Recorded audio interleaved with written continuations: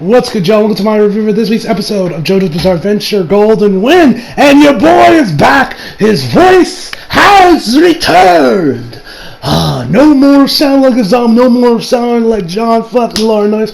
Hello, my name is John Laurinaitis. I am the Executive Vice President of Talent Relations and the General Manager of Monday Night Raw and SmackDown. People power. No more of that. Sorry guys, the review was so short last week, but hey, we're back. Hopefully this will be my normal, usual length. And also guys, I have a funny thing. I'm actually recording this right as the Oscars are going on. I went to go see Birds of Prey earlier today, which you got to see that review. Probably later today, maybe tomorrow that I'll review that review. So yeah, man, I'm good. But hey, I got the thing recorded, so if I miss anything in the Independent Awards, I can go back and watch it then. So without further ado, guys, let's just jump right in. So we start the episode off where we left off last week with Fugo, and I don't believe we actually ever got the other guy's name. I'll just call him Mirror Man, because that's the name of the stand. So he goes like, I know, he's like, you're useless, and he was about to go kill him. Then he hears footsteps. Those footsteps are from Abakio running over to get the key. He's like, oh, your friend seems to have turned tail and run. Well, I'll just chase him to figure out where the key is or why they're there. So he follows Abakio. Abakio goes in there, he looks over, and he finds the key. Once he sees the key, he also notices a mirror. A mirror like right next to where the key is. He's just like, why the hell is there a mirror there? Oh well, and then goes for the key. But then, as he's going for the key, you see someone in the mirror. And so once he gets inside, once he sees the mirror, he's like, what the hell? He looks behind him, looks behind him, and he's like, where is this? And they realize that, that this is the same that happened with Fugo, with Abakio. So then he kicks the mirror out of the way, just kicks it, starts breaking up. He's just like, whew, whatever. He's like, so that must be how he managed to get Fugo in there with the mirror. Well, whatever that happened, we'll just need to get the key. His focus is just on the key, just getting the key and getting the fuck out. So he goes for the key, but then something grabs his arm, and his arm starts to like crystallize, I guess, and disappear. We see that his stand, Mirror Man grabbed him, and that breaking his mirror really just made it easier for him, since it makes him more portable, since they work as like a portal to the mirror world. So this has just made his job a little bit easier. So he starts grabbing his body in there. He starts pulling it up, and then he wants like a decent chunk of Abakio's body is out. Abakio starts to choke Mirror Man. He's like, what the hell are you choking Mirror Man? I can only be done with the power of a stand. They can only be done with the power of a stand. And yes, in case one, yes, I did legit choke myself for that. So he goes in there, and and then we find out on the top part, but you can see the time stamp from Moody Jazz. So we found that instead he managed to switch himself with Moody Jazz, and Moody Jazz is what got sent in there instead of Mirror Man. So then he kind of strangles him a bit, throws the stand user of Mirror Man to the floor, into a wall, and you just got Moody Jazz kind of standing there with like a piece of mirror like right behind him of Abakio, I guess, looking at the mirror as he's kind of like walking towards him. You then see that everything is he says mentioned that everything is ass backwards in this world, and that you really wouldn't notice that unless you were like kind of like looking for it, like you were legit looking hard for it. So he starts laying the smack down on the dude with Moody Jazz, like, Moody Jazz, and he goes, you get the whole aura thing. Yeah, well, he doesn't say aura, but you get what I mean. You get the flurry of punches that we all know from JoJo. And then he starts beating the shit out of Mirror Man. And then he's like, next time we see him, he's crouched over, and there is shards of mirrors, or shards of glass, shards of mirror. Sorry, he's just like, you fool, you may have gotten me this time. You might have caught me up by surprise, but I know that I still be there. Tell me, do you think that there's a particular reason why I'm hunched over like this? Because I have military, I get a clear, so my foot gets a clear view of your gut. Goes to kick him, but instead, he doesn't. Then the dude pulls out a piece of mirror, and then pulls out Abakio's other arm, and he's like, what? Money? He's like, does this look familiar, Abakio? And then he starts pulling out and then he goes on, like, that I took some pressure from you, yada, yada, yada. So once he gets the mirror, once he starts getting the door out, or the mirror, or he starts pulling out the rest of his body. And then we see kind of like more and more of his body kind of come out of the mirror, and we then find out that he's only going to take half of his body and half of Abakio, or half of Abakio's body, and the other half is from Moody Jazz. And then they kind of just fuse together, which the design of it actually looks really fucking cool. The design of Moody Jazz mixed with Abakio, it was a really, really cool design. And so at this point, we're like, oh shit, what's going to happen now? Is Abakio managed to get his way out of here? What's going to happen next? And from here, this is when the episode really starts to get interesting. So by this point, Abakio's like, damn it! After all that work, I botched the mission, but I still have... And that bastard Giorno, all he says got to come true. We get a flashback back to the previous episode where he says, like, yo, I'm going to stay here, help out Fugo, yada, yada, yada, yada, yada. And then he says that I might be down, but I still got my pride, damn it! And then he goes after the key. The dude kicks him, and he sends him in the other direction. Then he like puts his shard of glass in his throat. He says that yes, that my Stan's ability mostly goes to William out, so it doesn't have much in terms of brute force. But I am well aware of its strength. Even a 4-year-old could throw the shard of mirror down your gullet. So then he starts to put the glass in his, or he's about to stab him with it or whatever. But then he looks over to where the key is. Sees that the key is completely gone, and then he's like, where the hell's the key? Where is it? He starts to pick up Abakio and says like, do you think that you can play tricks with me? I can see right through you, damn it! And if you look closely, you can see that the timer on Moody Jazz's side is starting to, I think, go up. I honestly can't, I don't know. The thing's so fucking ass backwards that I can't even really fucking tell. Either way, but it's either going up, it's going down, but whatever the case may be, you know, something's happened with the timer. And then he sees it. And then next day he looks in the mirror, and then he sees some blood coming out. He tells him to show him his hand. And he says that he's like, what? I asked you a question, and then, or whatever he said. He tells him to show his hand, he does it, and he says, you're bad at being fool nobody, show me your damn hand. So then he shows him his damn hand, and his hand literally just comes off. It's just flopping, it just flops on the ground, blood is spewing everywhere, and he's just like, what the hell? He looks over in the mirror side, and and it was his actual arm, or hand that got cut off. But if you look inside the mirror, it was Moody Jazz's hand that got cut off, along with the key. So then Moody Jazz starts to run off with the key to hand it to Giorno. The dude starts to chase after him, or a little bit before Abakio just starts crawling over, dragging himself over to like the exit of this little area. And then the dude looks like he's about to go kill him, and he says, and then hear this bang, this ding, and he says, close, but no cigar. Did you really think and he's like, now Giorno has it. You should have killed me when you had the chance, you fool. He starts then, Abakio starts to have his little victory. He says that then he goes on with some narration talking about that, that even if it's just one of us, that don't you see now, Giorno, even if one of us gets it, even if it's a bastardo like you, Giorno, we're all good. And so then the dude starts to laugh, and then the dude says, man, your thoughts are so loud I can practically hear them. Did you really think, Giorno, that your plan would work so easy?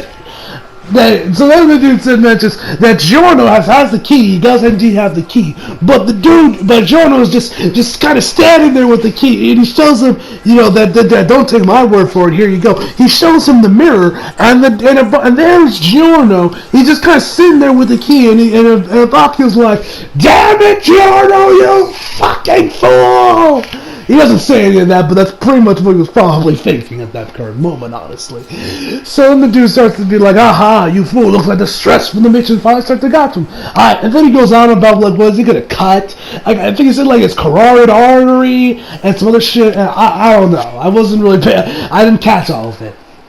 But then he's like, you know what, I'm just gonna slit his throat. So I know that's still the carotid artery or what. I'm not a fucking doctor. So then he goes over there. Jordan notices the mirror. He's like, oh, well, he knows me. Let me go pull out his physical body. So he starts to pull out Giorno's physical body out into the mirror world. And then he's like, haha, welcome to my mirror world, fool. Then Giorno's hand starts to these little, little bubbles in Giorno's hand starts to pop or open up, taking out the mist from Purple Haze. From Purple Haze or Purple Smoke, whatever the stand name is, from Purple Smoke. it starts to come out, and it's, of course we know it's a virus. It's like, damn it, you fool! And then Joro says that and Joro tells him that this car, or that this key is staying with me, asshat. So then the virus starts to affect him, and his hand starts having the same symptoms. And Joro's like, oh, so you have the same symptoms as I do. And he's like, damn you, you bastard! How dare you bring that infested virus over here? And Abak is like, damn you, Giorno, you arrogant prick! How dare you? Yeah, you could have just walked out with the key, but no, you had to risk the mission just so you can save me and and Fugo. And so, and then everyone thinks that, you know, he's won and that the battle is over. But no. Excuse me. No. This man had a backup plan. So what does he do? He legit. First up, so the dude kind of like, you know what? Let me get out of this infernal hellhole, just me and me alone. So the dude kind of jumps into like this piece of mirror right here. His hand is his arm is all the way up there. And it tells him, however, keep this infested virus contained. No part of it leaves. So yes, the dude was legit. While he's in the mirror, his I don't know what. There's some shit going around his arms. I guess trying to cut it off to make sure the infection doesn't spread to the rest of his body. And then Fugo's like, Giorno, he's getting away. Stop him before he gets out. Before he's completely out of the world. So they try to get him, but they're too late. And we just see like his hand just kind of on the ground, and we just see like smoke coming out of it. And Fugo at this point is like, no, we were too late. Damn it all. And my man Giorno's like, no, good sir, it is not over just yet. So what he does is, so my man Giorno goes in there. He's like, it ain't over just yet, my friend. So he tells the dude's fate was sealed a long time ago, and he says now that he's back into the real world, that Fugo can go in there and save the day. Lickety split, and then bam, it's over. So he tells Fugo to finish him off with purple smoke, and then Fugo's like, I'm sorry, Giorno, I can't tell where purple smoke is in from here. I'm useless. And actually, I gotta say, the voice acting here right here from the dub VA of Fugo, great shit. So afterwards, we see this brick just moving on its own. And we're all looking at this brick like, the fuck is this brick moving? Then Giorno mentions that not purple smoke, that Golden Wind, you legit took the brick and turned it into a fucking snake. So legit, when we see it in the real world, you see this fucking brick with the head and the tail of a snake. How the fuck this thing is even alive is an anomaly to me. I don't even know how this is even fucking humanly possible. But whatever the case may be, it's happening. So, and they says that snakes can detect infrared from warm bodies. So the snake is legit slithering towards the guy, which means that he can use that and figure out where he is, so he can send purple smoke there to finish him off. So then the dude's like, damn it all! And he's like wrapping his arm around I think it started wrapping his arm around. I don't know, just stopped the bleeding. But then next thing we know, he sees a snake, and the next thing behind him is just purple smoke.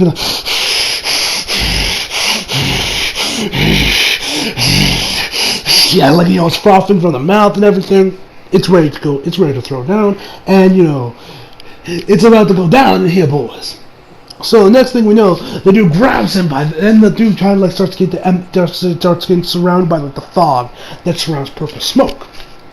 And then he grabs him by the throat. He throws him to the wall. He's like, damn it! After all that mental preparation to cut off my own arm, here I am right now. And then purple smoke goes for a punch to finish him up, and release one of the capsules to end him. And then he says, I must have Mirror Man stop him at the last possible moment to stop from the blow. And then he goes for the punch. He's like, Mirror Man, stop this punch! And then just like the last possible second, when the fist is like mere inches from his face, he is like, oh, thank God, it misses it. But then one of the little capsule things just And by this point, the theme starts playing. Bum bum ba dum dum dum dum dum dum dum dum bum bum bum bum bum bum bum bum bum bum. It starts playing. One of the capsules legit leaves from his fist and hits against the wall. It starts degrading, the smoke starts to come out, and he starts getting things like, "What? How is this possible? I stopped the punch! How is this possible?" And so the dude, then from here, he's just like, damn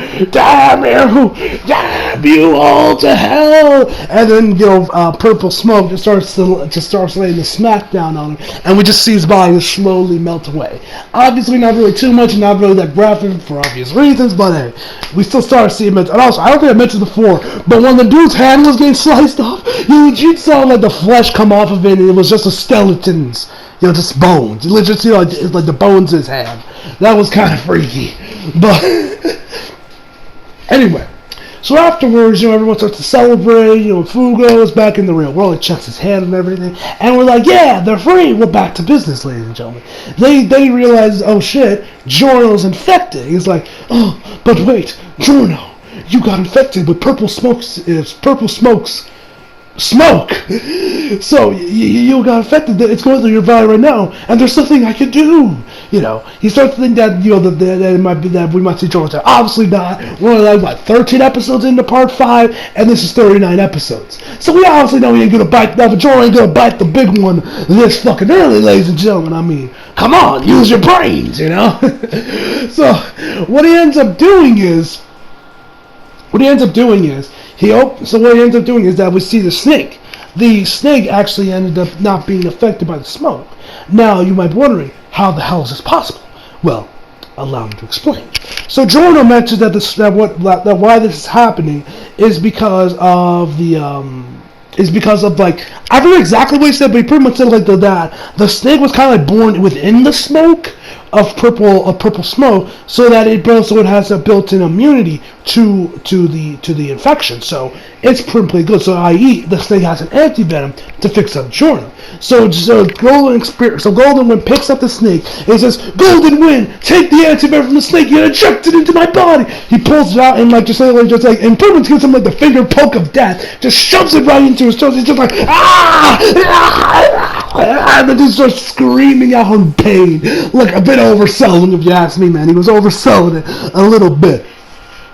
But so his hand starts to go back to normal and everything, and it seems that we're all good. And he thanks Giorno for a sacrifice that without him, he could have been dead. But then Giorno tells him that it was Abacchio that was the true savior here, because he, the dude legit cut his hand off. For God's sake, he's bleeding profusely. Still is, by the way, and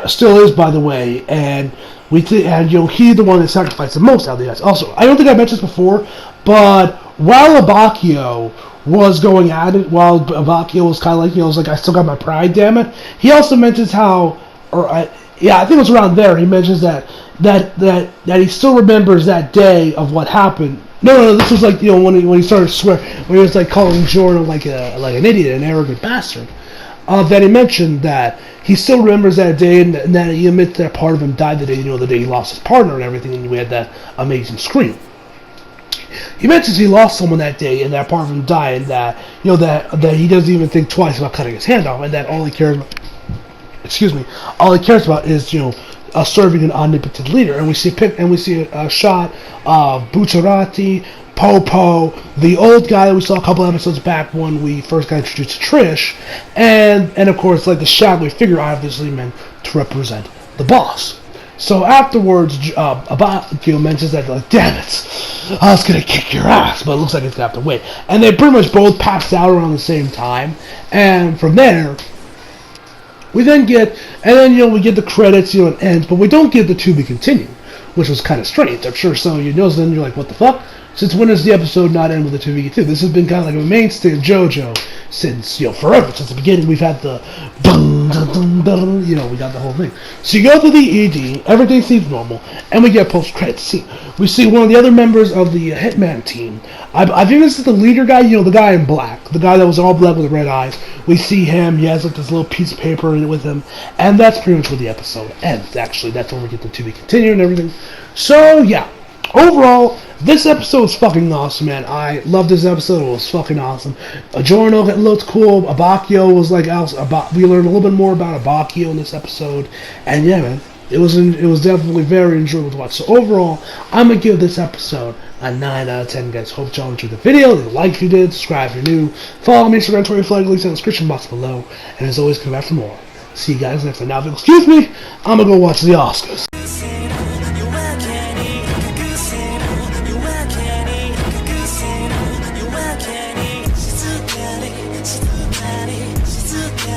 She's too bad.